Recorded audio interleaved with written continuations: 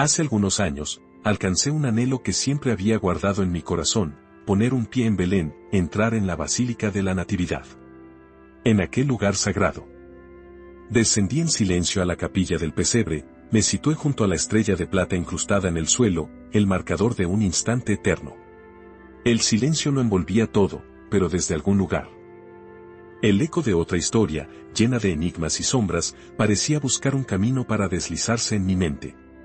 Porque, en ese momento, el mundo entero seguía conmocionado por la noticia de que el rey Carlos se había visto obligado a abandonar el palacio de Buckingham. Después de que una investigación explosiva revelara su vínculo con la trágica muerte de la princesa Diana. Confesiones. Cartas ocultas y secretos reales que se creían dormidos desde hacía décadas emergieron inesperadamente de la oscuridad. Todos querían saber, ¿qué ocurrió realmente en París? ¿Y por qué hubo que esperar casi 30 años para que la verdad saliera a la luz? Aquella investigación silenciosa comenzó como una brisa suave. Pero luego estalló en la mayor tormenta que jamás había arrasado el mundo de la realeza. En abril de 2025, en Ginebra, se puso en marcha una nueva investigación internacional. Al principio, muchos la descartaron, pensando que era otra teoría conspirativa más en torno a Diana. Pero esta vez, los susurros dieron paso a algo más pesado: pruebas. Documentos filtrados del MI6. Incluidos archivos minuciosamente editados de expedientes antiguos, fueron revelados. Y cuando salieron a la luz, los investigadores quedaron paralizados. La cronología no coincidía. Las declaraciones de testigos habían sido alteradas.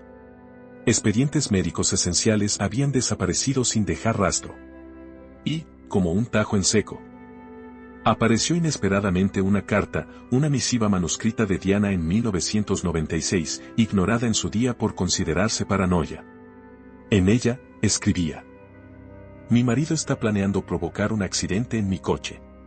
Solo esa frase encendió una tormenta, obligando incluso a funcionarios franceses, que habían guardado silencio durante años, a colaborar. El registro del equipo de rescate de la noche del accidente fue examinado, y se descubrió que el retraso no solo era extraño, sino deliberado. Luego surgió una voz desde las sombras, un antiguo chofer real, anónimo, que declaró que, pocas semanas antes del fatídico viaje a París, había recibido órdenes de modificar el coche de Diana siguiendo instrucciones especiales. Al ensamblar todas las piezas, la investigación se acercaba cada vez más al ojo del huracán. Los documentos, los testimonios internos y ahora la atención del mundo entero, pero esto era solo el principio. Porque lo siguiente amenazaba con sacudir los cimientos mismos de la monarquía. El público comenzaba a creer que aquello ya no era un simple accidente. En medio de esa presión, el nombre de Camilla Parker apareció inesperadamente en nuevas declaraciones. Algunos antiguos asistentes reales, bajo juramento, afirmaron que en el verano de 1997, Camilla había presionado a Carlos para resolver el problema de Diana, advirtiendo que no habría boda real mientras ella siguiera presente. Se descubrieron cartas secretas entre ambos, con frases como: esto debe terminar antes de que nuestro futuro pueda comenzar. ¿Qué significaba realmente aquella frase? Los investigadores y el público exigían respuestas. Al mismo tiempo, un oficial caído en desgracia del MI5, antiguo asesor de seguridad real, fue sospechoso de mantener vínculos con la red privada de Camilla. Apenas unos días después de la muerte de Diana, dimitió en silencio. El historial de llamadas fue borrado por completo, y su rastro se perdió. En el palacio, las grietas se ahondaban. La princesa Ana y el príncipe Eduardo, que hasta entonces habían mantenido una postura neutral, comenzaron a distanciarse de Carlos y Camilla desde el año 2024. Una fuente contó que Ana los calificó de carga cada vez mayor. La tensión estallaba en discusiones violentas en Clarence House. Sobre todo porque el nombre de Diana seguía brillando en el corazón del pueblo, como si nunca se hubiera marchado. Aquella presencia invisible se convirtió en la grieta que separaba a Carlos y Camilla. Conocido con el alias Agente L, grabó un video desde su lecho de muerte. Con voz temblorosa y la mirada fija en la cámara, dijo: se nos ordenó seguirla. Se nos ordenó no salvarla. Afirmó que a principios de 1997, Carlos, entonces príncipe de Gales, había dado directamente la orden de vigilar a Diana de forma ilegal. Sus conversaciones telefónicas eran copiadas en tiempo real. Y en la noche fatídica de París, la orden fue retrasar la respuesta de emergencia, no intervenir con rapidez. Ese retraso, tal vez, le costó la vida. El agente L conservaba pruebas. Un registro GPS mostraba que un coche real estuvo aparcado a menos de 500 metros del túnel del Ponte El Alma en el momento exacto del accidente. Ese vehículo nunca apareció en ningún informe oficial. Sus palabras desencadenaron un efecto dominó. Otros 2 exoficiales de inteligencia confirmaron que el teléfono de Diana había sido copiado y que la última llamada con Dori Fire fue escuchada en directo desde Londres. El Mi-6 incluso recibió imágenes en vivo del equipo de vigilancia en París aquella noche, pero la grabación fue borrada apenas unas horas después de la muerte de la princesa. Las consecuencias llegaron rápido, renuncias en cascada de altos funcionarios, desde el director de inteligencia, el asesor real, hasta el enlace médico. Nadie habló. Pero aquel silencio se convirtió en la confesión más estruendosa. Hubo cosas que vi en 1997, cosas que me dijeron que olvidara. Pero no las olvidé. Simplemente esperé en silencio. Y ahora, la confesión de la gente le sonaba como una campana, no solo sacudía al público, sino que hacía temblar el corazón de la familia real. Para los 2 hijos que aún llevaban en el alma el dolor de perder a su madre, esa verdad era un peso casi insoportable. En mayo de 2025, el príncipe Guillermo y el príncipe Enrique dejaron de lado toda distancia, rencor y presión acumulada durante años, para hacer lo que sabían que debían hacer. Por primera vez en muchos años. Los 2 hermanos estaban juntos, no solo como hijos, sino como hombres en busca de justicia. Tras ver la grabación completa de la confesión del Mi-6, acordaron reunirse con su padre en Sandringham. A puerta cerrada. El encuentro tuvo lugar solo unos días después de conocer toda la verdad. Guillermo, sereno pero firme, colocó delante de su padre una carpeta, las últimas cartas de Diana. Los informes de vigilancia filtrados, las transcripciones descifradas de 1997. Mirándole directamente a los ojos, dijo, tú lo sabías y dejaste que pasara. Enrique, que había volado desde Estados Unidos para estar presente, apoyó por completo a su hermano. La conversación duró más de 3 horas, y entonces llegó el punto de inflexión. Carlos se derrumbó. No admitió haber dado directamente la orden, pero tampoco ocultó ya que sabía más de lo que había declarado públicamente. Se dice que pronunció, podría haberlo impedido, pero no lo hice. Esas 7 palabras, ligeras como un suspiro y, sin embargo, pesadas como una sentencia, persiguen a la familia real para siempre. La princesa Ana, cada vez más distanciada de Carlos, se puso inmediatamente del lado de sus 2 sobrinos. Sus palabras resonaron como un golpe certero, si no abdica ahora mismo, ellos lo destruirán todo sin usted. En ese instante, el rumbo de la monarquía tomó un camino sin retorno. En el palacio, todo ocurrió con rapidez. La seguridad en Buckingham se reforzó. Camila fue apartada de las reuniones oficiales.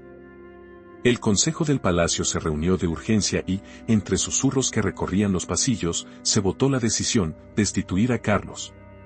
El consejo privado, que rara vez recurría a la ley de regencia, planteó la pregunta de forma directa, ¿está el rey Carlos aún capacitado para reinar? El ambiente era denso, y aquel día no se dibujó ni una sola sonrisa. Camila tuvo prohibida la entrada a la sala de reuniones, mientras Guillermo era invitado a entrar discretamente. El arzobispo de Canterbury llegó con un documento sellado de la Iglesia de Inglaterra. Los empleados contaron que gritaba a puerta cerrada, acusando a los sirvientes de traición, pero ya nadie la escuchaba. El poder había cambiado de manos, y ella ya no formaba parte de su centro. Afuera, la multitud crecía, levantando fotos de Diana y coreando su nombre como un himno de justicia. Se puso en marcha una campaña discreta, de poner a un rey. Solo pasos pesados y una capa negra sencilla. Carlos, el hombre que había ocupado el trono de Inglaterra, salió en silencio por la puerta trasera. No opuso resistencia, no pronunció palabra. Solo inclinó la cabeza y caminó despacio, mientras el personal llevaba sus últimas pertenencias. Camila, en cambio, se negó a empacar, gritó exigiendo ver a Guillermo. Y cuando supo que tenía prohibido contactar con el nuevo regente, exclamó: «Todos vosotros sois unos traidores. Esto no ha terminado». Pero, en realidad, todo había concluido. Fuera de las puertas. La multitud seguía clamando: «Diana para siempre».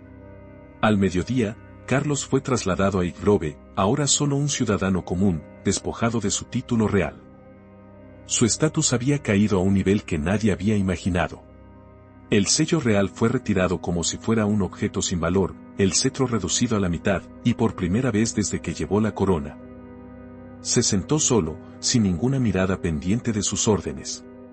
No hubo explicaciones, ni comunicado para tranquilizar al público. Solo el silencio pesado de la seguridad real. Y fue ese silencio el que lo dijo todo. Horas después, el Palacio de Buckingham envió un breve comunicado: la corona estaba en transición. Se abría un nuevo capítulo. Sin el nombre de Carlos. Sin agradecimientos, sin una sola despedida. Dentro de los muros del palacio, las insignias con las letras CR fueron retiradas, sustituidas por el diseño ya preparado. En ese mismo momento, su propio futuro empezaba a resquebrajarse. Los investigadores siguieron profundizando, y las pruebas dañinas continuaron saliendo a la luz. Subió al trono como un rey. Y salió de él como una sombra. El reinado de Carlos, antiguo historiador de la monarquía, terminó no con una ceremonia solemne, sino con un susurro roto. Camila intentó mantenerse firme, creyendo que podía superar la tormenta. Pero lo que ocurrió después demostró que su tiempo también había llegado a su fin. Apenas unos días después de la destitución del rey, se revisaron antiguas comunicaciones de 1996. Entre archivos cubiertos de polvo, reaparecieron mensajes que se creían desaparecidos hacía mucho. Recuperados de copias de seguridad olvidadas. Su contenido oscureció aún más el panorama. Se acusaba a Camila de haber discutido la manera de filtrar información sobre Diana, describiéndola como una amenaza para la estabilidad y como la sombra que cubría su futuro. En una nota, incluso se la señalaba por preguntar si era posible retrasar o impedir ciertas reuniones para mantener secretos. Para los investigadores, aquello era un mensaje codificado que sugería interferencia en las actividades de Diana. Y entonces llegó el golpe definitivo. Bajo la presión del público y de la Iglesia, el Consejo Privado emitió un decreto real que revocaba el título de reina consorte de Camila, con efecto inmediato. Su título volvió al de antes, duquesa de Cornualles, y todas sus funciones ceremoniales fueron eliminadas. Ya no sería reconocida como miembro de alto rango de la familia real. Ni tendría voz oficial en el palacio. Camila intentó encontrar una salida, un discurso televisado para defenderse y cambiar la opinión pública. Pero el legado de Diana se opuso de inmediato, alegando riesgo de difamación. La cadena canceló la emisión solo unas horas antes de la transmisión. Camila fue obligada a guardar silencio. Y el golpe final vino del príncipe Guillermo, quien, según se decía, prohibió su asistencia a cualquier evento con la presencia de sus hijos. Ni cumpleaños, ni celebraciones, ni un solo momento compartido. Incluso sus pocos aliados en el palacio guardaron silencio.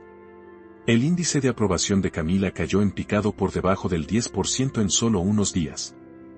Y la petición para expulsarla de todos los órganos reales superó los 5 millones de firmas.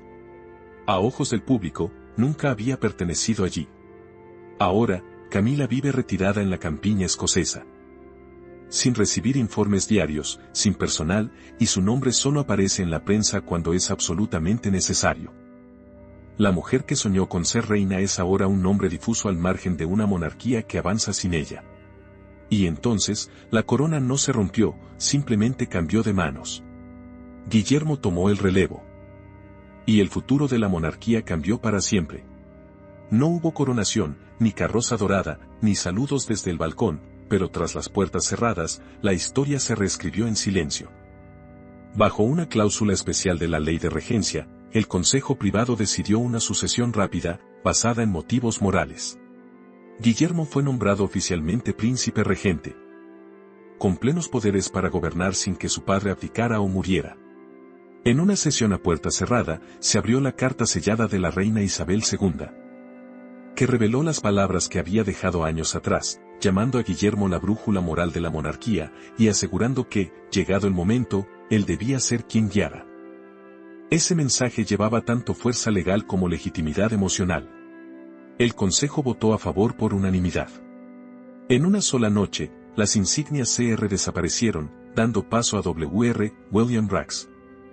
Hoy era Carlos, mañana era Guillermo, y nadie hizo preguntas. A su lado, la princesa Catalina entró en la luz, no solo como princesa de Gales, sino como el rostro de la monarquía en el ámbito internacional. Las imágenes de Catalina sonriendo mientras recibía a embajadores se difundieron por todas partes, enviando un mensaje sin palabras. Este es el nuevo corazón de la monarquía. Aunque Guillermo aún no se había instalado en el Palacio de Buckingham, su presencia lo impregnaba todo. Desde los comunicados reales y los discursos ante la nación, hasta la página web del gobierno, todo lo nombraba como jefe de Estado. Y entonces, un momento público marcó definitivamente esta transferencia de poder.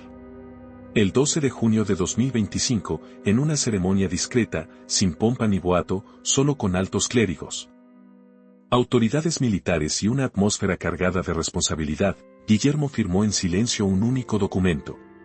En la solemne línea escrita, aceptaba la carga de la corona no como un privilegio, sino como un deber, por el pueblo. Todo transcurrió como una respiración profunda, sin alboroto ni ostentación, pero con un peso absoluto. Un contraste claro con la imagen de Carlos. Aquí había humildad, serenidad y significado profundo. Y cuando la corona pasó del padre al hijo en silencio, la monarquía renació. No era solo una limpieza de honor, sino una reconstrucción desde sus cimientos.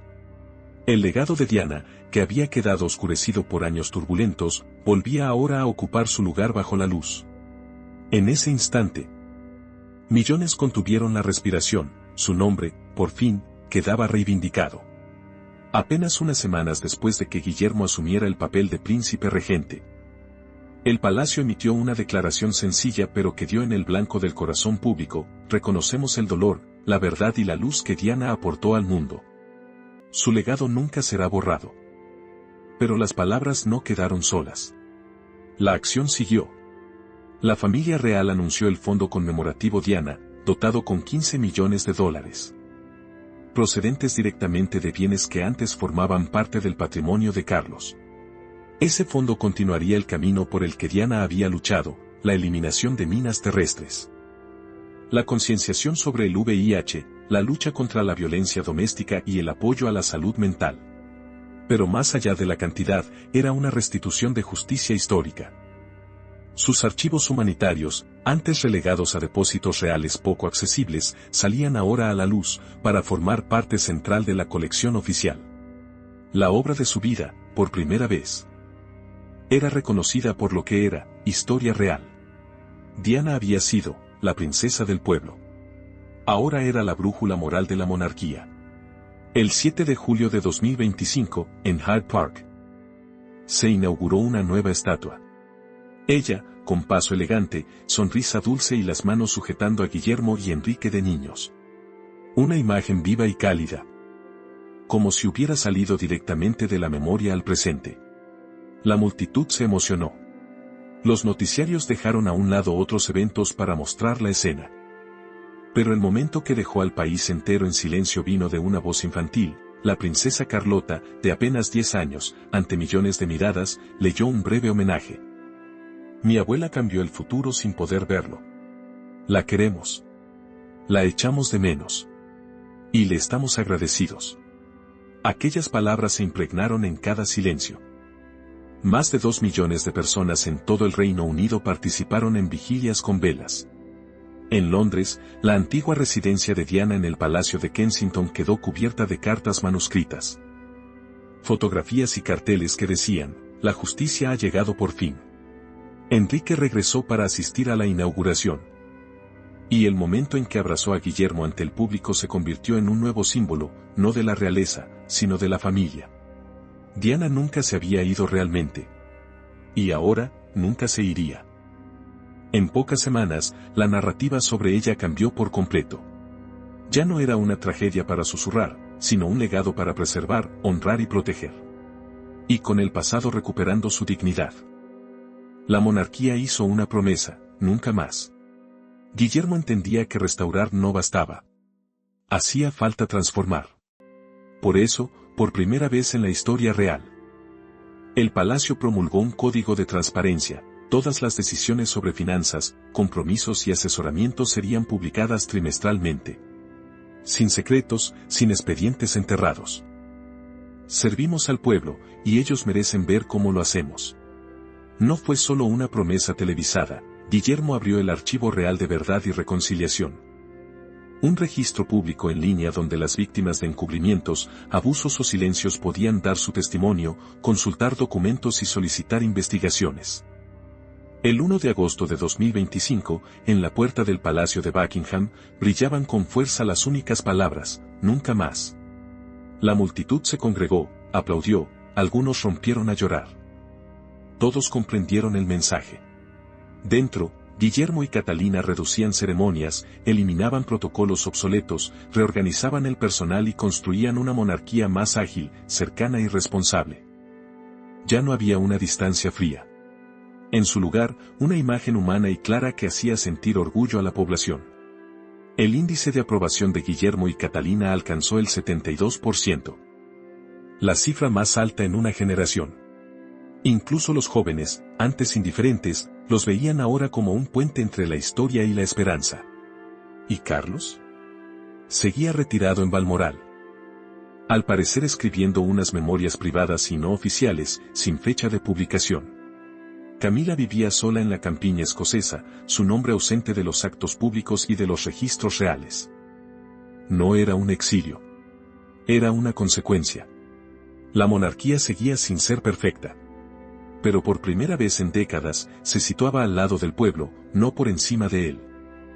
Y la mujer que había sido considerada la mayor amenaza, Diana, era ahora su luz más brillante. Carlos había dejado el escenario. El legado de Diana estaba restaurado. Guillermo y Catalina llevaban la corona a una nueva era. Pero las cicatrices de la traición permanecían. ¿Se había hecho realmente justicia, o era solo el preludio de secretos aún enterrados? Una cosa era segura: la corona nunca volvería a ser la misma.